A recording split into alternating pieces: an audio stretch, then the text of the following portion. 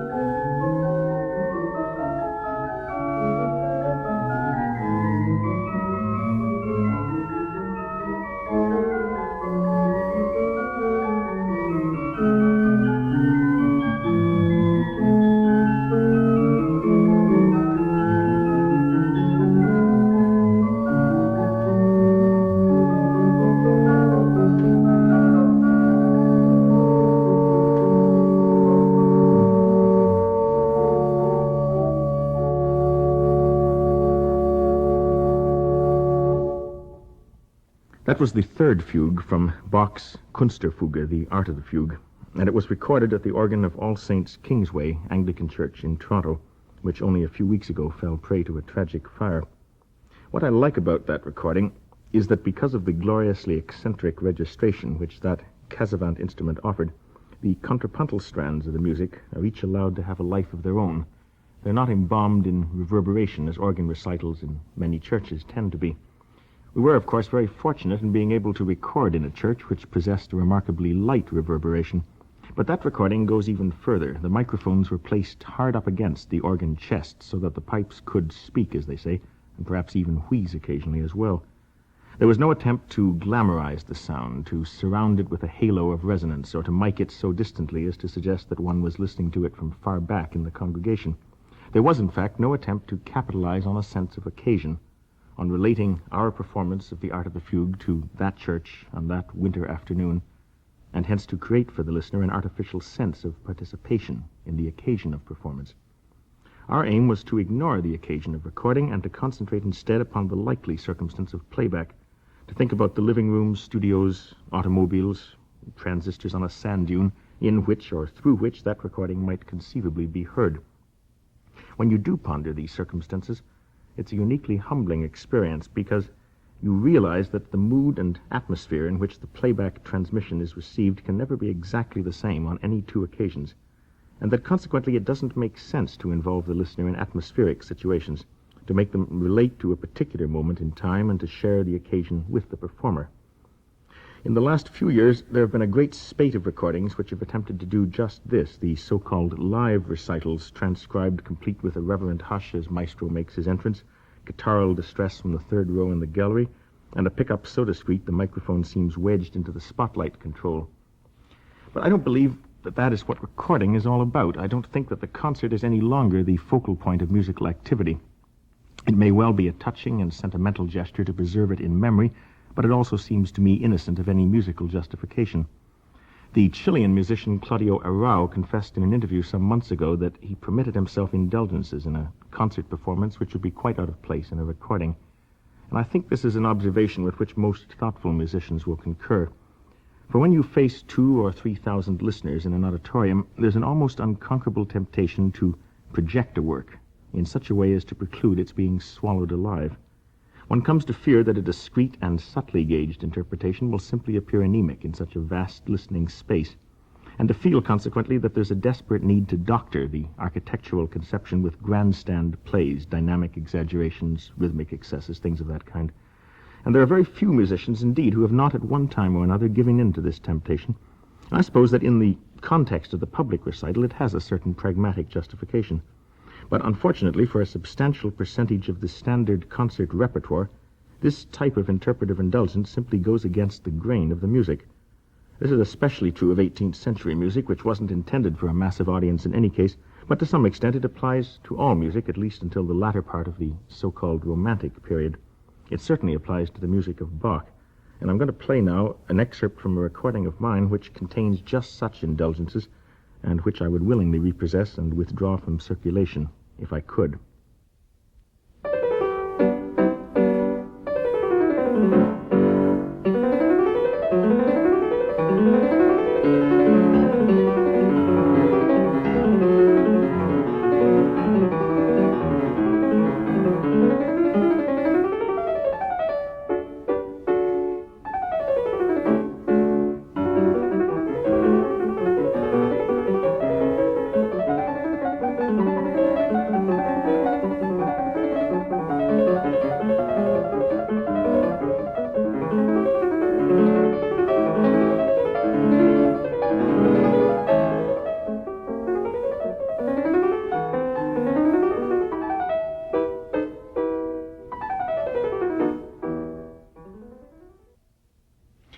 That was the preambulum from the Partita in G major by Bach, which was recorded in 1957, a few days after the conclusion of a tour in Europe, and during which, since it was then my particular favorite among the partitas, I had included it as a feature work on many concert programs and as an encore on most of the others.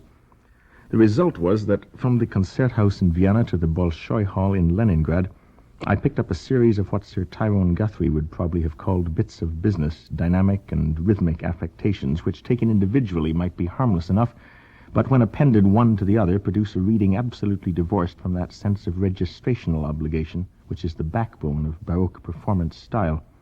Instead of realizing the partita as a study in terraced dynamic plateaus, this recording, I'm afraid, presents it as a sequence of perpetually undulating melodic figures, an approach that is entirely at odds with the spirit of the Baroque. It's not perhaps really a bad performance, but since it doesn't take advantage of the felicities offered by the microphone, of its ability to analyze and dissect sound patterns for the listener, it's a very bad recording. I was very lucky to begin recording in a decade which saw the development of the long-playing record and the corresponding emphasis upon high-fidelity sound. I very much doubt that had I been in a position to make records a generation earlier, the opportunity to attempt a long-term discography, such as the keyboard works of Bach, would ever have been available to me. Because among the most commendable activities of the major record companies today are those projects which survey a composer's entire output, Columbia Records is engaged just now in recording the complete works of Arnold Schoenberg, and I've been given the assignment of taping all of his compositions which involve the piano, lieder, and chamber works, as well as solo pieces. Some of these works, including the complete solo piano pieces, have been released already. Others have been taped but not yet released, and some of those will be previewed later in this series. Schoenberg's music, especially his later works, which so decisively influenced the composing climate of the present day, are suited to the medium of recording just as surely as are the works of Bach. Like Bach's music, that of Schoenberg is technically complicated, determinedly contrapuntal in design, and more concerned perhaps with the significance of gesture than with the seductive luster of attractive sounds per se. Also like Bach, Schoenberg, though a superb orchestrator when he wanted to be, was at times callously indifferent to the potentials of the instruments for which he was writing. His later works are full of metronome indications, for instance, which are so unrealistically accelerated that if taken literally by a zealous conductor would cause a union walkout on the spot. It was, of course, part of Schoenberg's expressionist credo to exploit whatever macabre effects were available to him. In his Opus 11, Pieces for Solo Piano, there's a rather famous passage in which Schoenberg asks the performer to produce harmonics, which are obtained by silently holding down a handful of keys in the center of the instrument and at the same time playing at a fortissimo level the same notes a couple of octaves lower. Theoretically, once this has been done, the tacitly depressed tones will vibrate in sympathy and produce a distant and quite unearthly sound. The theory is admirable enough, but the effect is something else altogether. In a concert performance, this practice communicates nothing whatever to any listener farther removed than the front row of the orchestra seats. In a recording, it is discernible, even if it doesn't quite achieve that spooky effect which Schoenberg evidently had in mind. In his 5 piano pieces, Opus 23, Schoenberg was making his first quite tentative experiments with the technique for which he was to become notorious, the 12-tone system. And in these works, we find that the broad romantic rubato of the early songs and string quartets has been superseded by a lean, angular, dynamic attitude. Fortissimos occur not as the culmination of an irresistible crescendo, but more often as a means of accentuating motivically significant development, perhaps an augmentation or inversion of some amoebic thematic fragment with which Schoenberg was occupied, and which may be present simultaneously in a variety of other registrations, all the way down to pianissimo. Schoenberg's later music is full of such textures, and it led, of course, to that registrational conceit in the music of his pupil Anton Webern, in which for pages at a time every note has its own dynamic specifications, soft, loud, or points in between, and in which crescendos and diminuendos, the prime recourse of romantic interpretive methods, are eliminated altogether. What Webern wanted, I'm sure, was an almost machine-like computation of dynamic antithesis, and while Schoenberg was never that radical, his music does demand nonetheless a certain shrewd instrumental calculation. And this sort of playing is as ineffective in the concert hall as is most of the Baroque repertoire, with its absolute forte piano and tutti solo contrasts. I think it's music for listeners who can be seated not more than 10 feet away from the speaker installation. Here's Schoenberg's piano piece, Opus 23, number 2.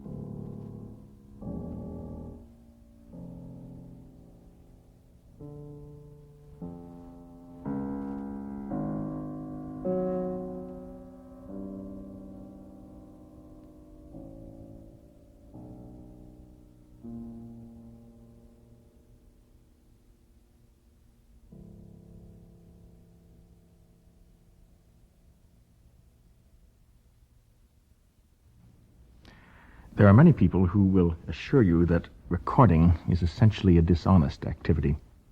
They've decided that since recordings are composites, and the artist can repeat a work or section of a work indefinitely until he gets satisfactory results, that they represent no true measure of his ability. This argument is raised so often nowadays that I think it would be worthwhile to examine it in some detail. I can only give you statistics based on my own recording experience, and I won't pretend to speak for any other musicians in this matter, because one finds such divergent attitudes toward this whole question of retakes that no convenient rule of thumb can be formulated. But let me try out a few statistics anyway. In my recording of Bach's 2- and 3-part inventions, the great majority of those 30 little pieces are represented by take 1, which is to say the first performance of the pieces as recorded during that particular session, which took place in March of 1964. Honesty compels me to add, however, that during the preceding decade I had on 2 occasions, once in 1955 and again in 1963, essayed the complete inventions, and on both occasions had rejected the results out of hand. Therefore, I had come to the session of March 64, having studied the rejects of the previous attempts, and having decided precisely why the works were not well represented by them. But it's not always possible to have so conclusive an idea about an interpretation. One very often comes to a session, I do anyway, with no clear resolve as to exactly how a work should go, being able perhaps to grant it equal validity in 2 or 3 or more diametrically opposed interpretations. And if such is the case, it seems to me important not to opt for one of the interpretations only, but if time permits, to record all of them, then to live with them on a test tape for some weeks or months, and to defer the decision as to which, if any, are satisfactory, until such time as one of them becomes incontestably more convincing than its companions. It's much as though one were to record the role of Hamlet, in many takes and each time with a different emphasis, perhaps first with an existential emphasis, to be or not to be. Then again with a Freudian emphasis, the bedchamber scene with Hamlet's mother would be the centerpiece of that one. Then again as a swashbuckling action drama with the sword play of the last act, the inevitable outcome. And only after all of these Hamlets were recorded would one begin the process of assimilation. Now, what I'm suggesting is a philosophy of recording which runs counter to all the prevailing concepts of that elusive thing called artistic integrity. Because, of course, people who go to the theater expect to see Olivier's Hamlet, or Schofield's Hamlet, or Peter O'Toole's Hamlet, and going on to a concert they anticipate Klemperer's Beethoven, or Schmidt-Isserstedt's Beethoven, or Sawallich's Beethoven, and they become very upset if you challenge the notion that for each man there lies but one true road to Hamlet, or to Beethoven. Now, it may be perhaps that in live concerts, or in live theater, the one-way tradition is a necessary limitation. The economics of theater and concert management virtually rule out any possibility that Peter O'Toole could make Hamlet behave like Albert Camus one night and like Errol Flynn the next. The cost just to reorient the cast would be astronomical.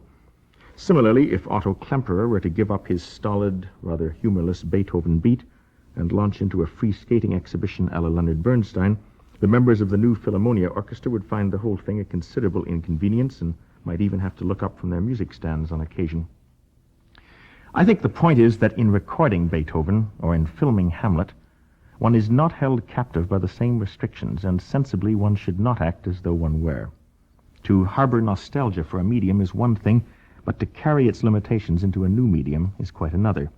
I firmly believe that recording is an autonomous medium and can profit one only if treated as such.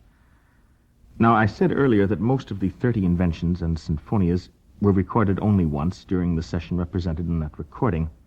But I must now balance the ledger by acknowledging that when, 11 years ago, I recorded Bach's Goldberg variations, I bypassed the theme, the very simple aria upon which the variations are constructed, left it for recording until all the other variations had been satisfactorily put down on tape. I then turned to that ingenuous little saraband and found that it took me 20 takes in order to locate a character for it which would be sufficiently neutral so as not to prejudge the depth of involvement that comes later in the work.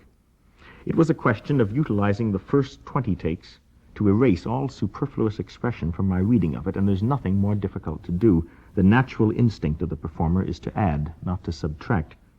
In any case, the theme, as represented in my recording of the Goldberg variations, is Take 21.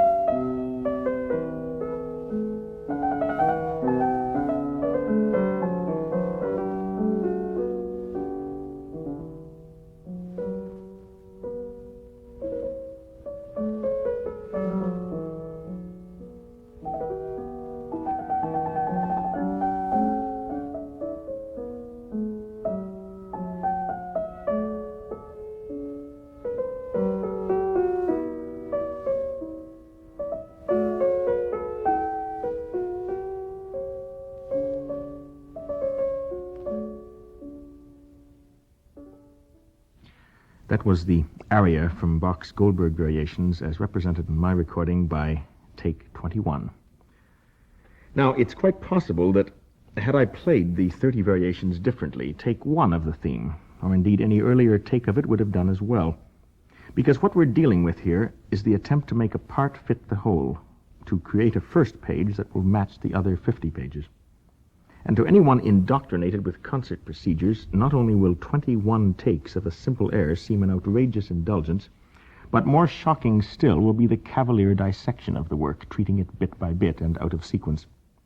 Because, of course, if you give a concert and play a long work like the Goldberg Variations, not only must you resign yourself to the notion that no take two can come to the rescue, but you must also be prepared to accept the consequences of what you do from first note to last.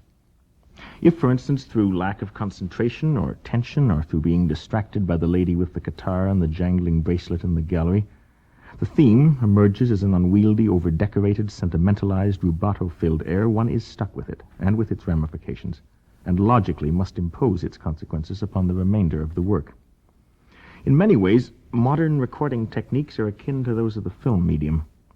As in film, multiple takes are the rule, not the exception. The quest for a certain kind of technical perfection may at times override other considerations.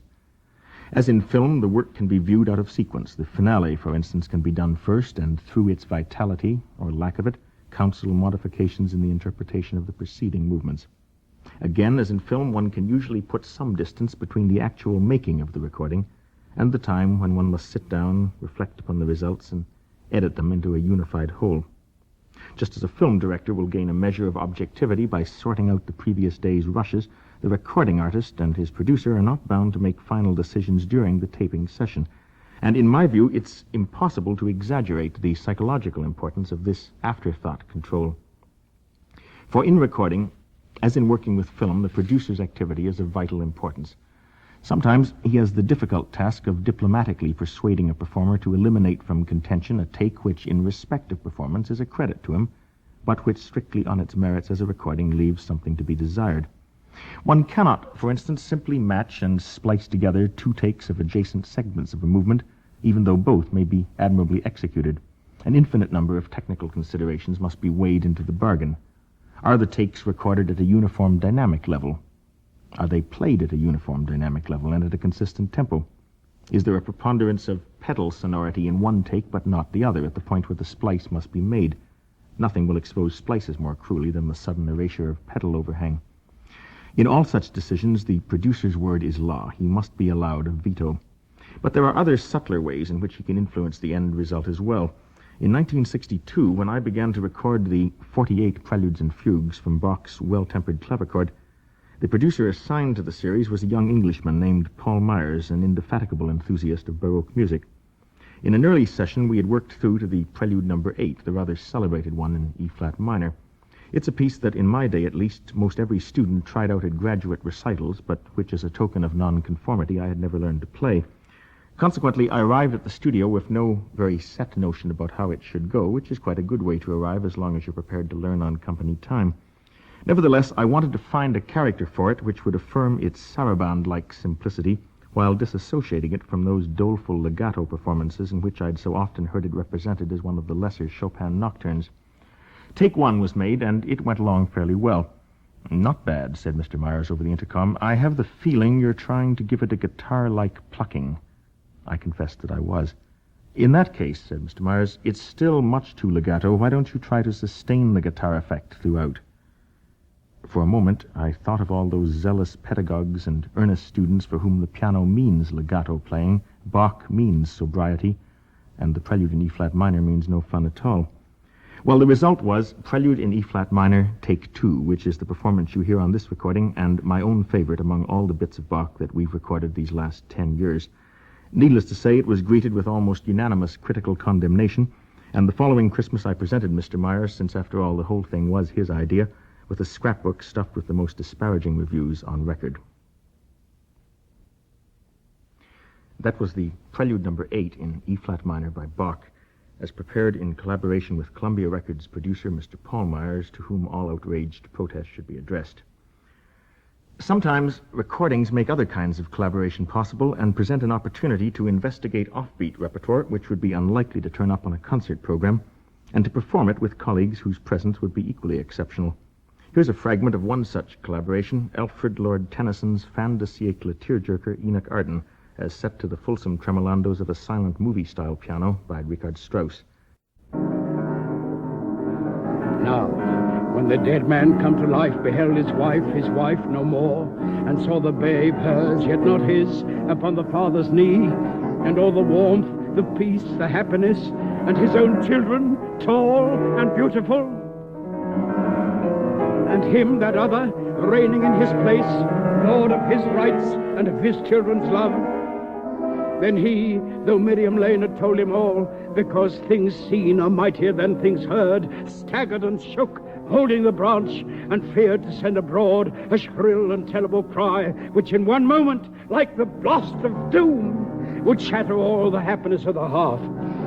He, therefore, turning softly like a thief, lest the harsh shingle should break underfoot, and feeling all along the garden wall, lest he should swoon and tumble and be found, crept to the gate and opened it and closed as lightly as a sick man's chamber door behind him, and came out upon the waste. And there he would have knelt, but that his knees were feeble, so that falling prone, he dug his fingers into the wet earth and prayed.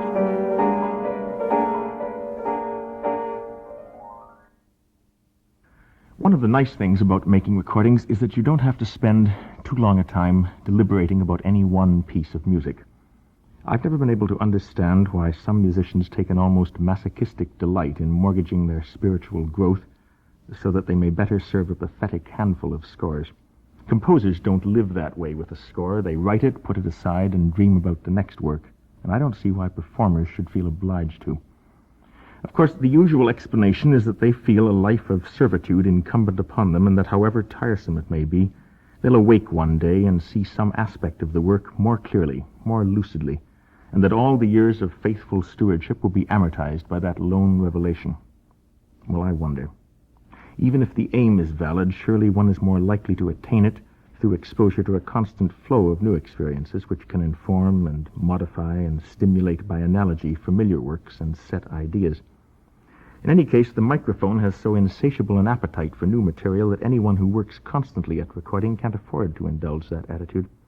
And for me, this is the most refreshing aspect of recording, that one's professional encounter, the specific and objective study of a work with performance as the end in view, can be blessedly brief.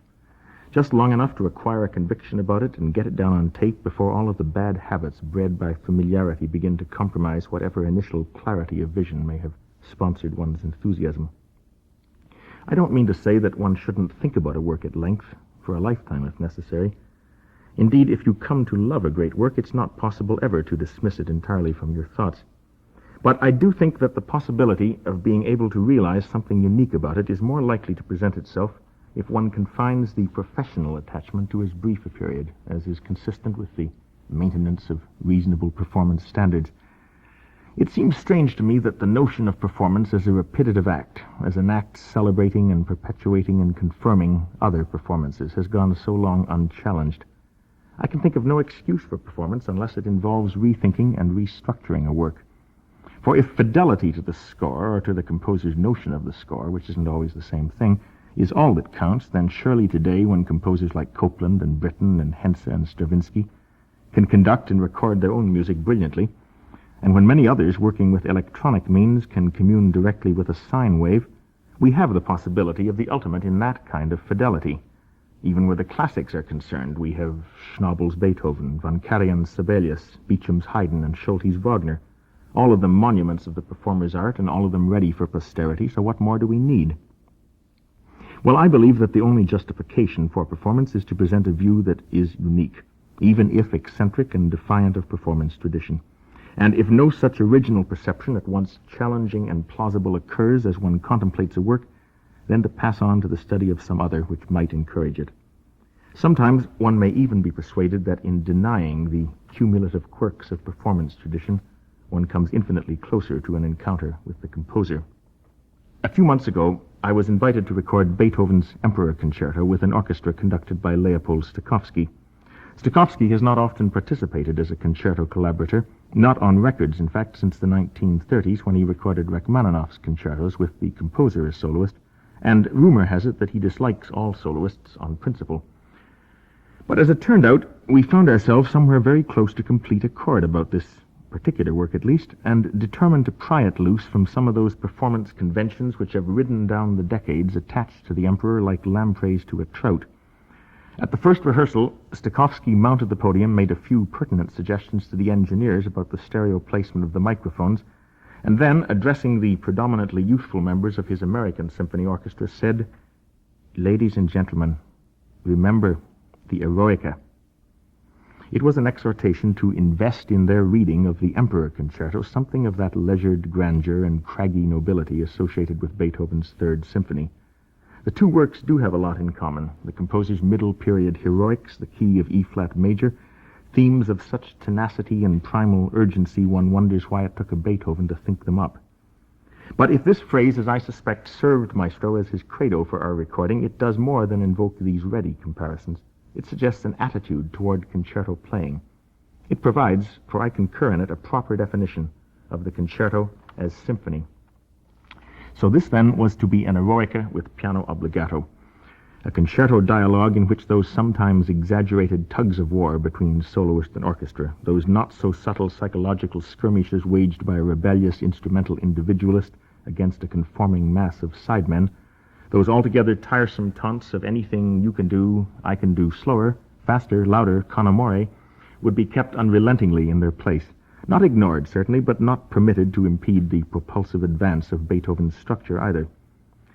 It seems to me that too often concertos in the classical manner are treated as structures apart, indulged and pampered, packed with superfluous grandstand plays from the soloist, subjected to fluctuations of tempi and dynamics which no conductor would impose upon a symphony of similar period, nor any soloist upon a sonata of like design, and made to bear interpretive affectations which their architecture simply cannot support. For after all, a concerto of this period does nothing else than elaborate the architecture of the classical symphony and sonata, an architecture in which the antiphonal interplay through which soloist and orchestra are at times divided must never obscure those adventures in tonal modulation in which they're joined together. And it was simply this perspective of which we endeavored to remind ourselves as we set about recording the Emperor Concerto. I think it worked. At least I can recall no collaborative experience which has brought me greater satisfaction or greater joy.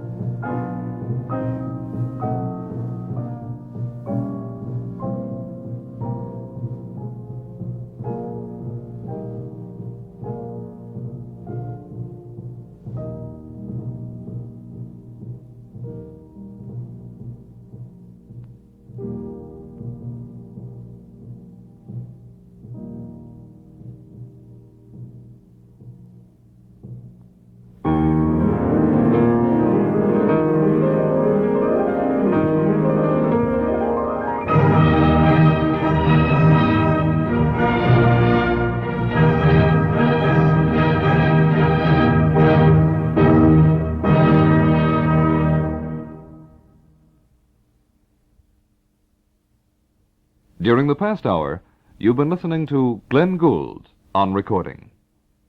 Next Sunday, from The Art of Glenn Gould, 2 early recordings will be included: Bach's Goldberg Variations and The Fantasy for Piano by Oscar Moravec.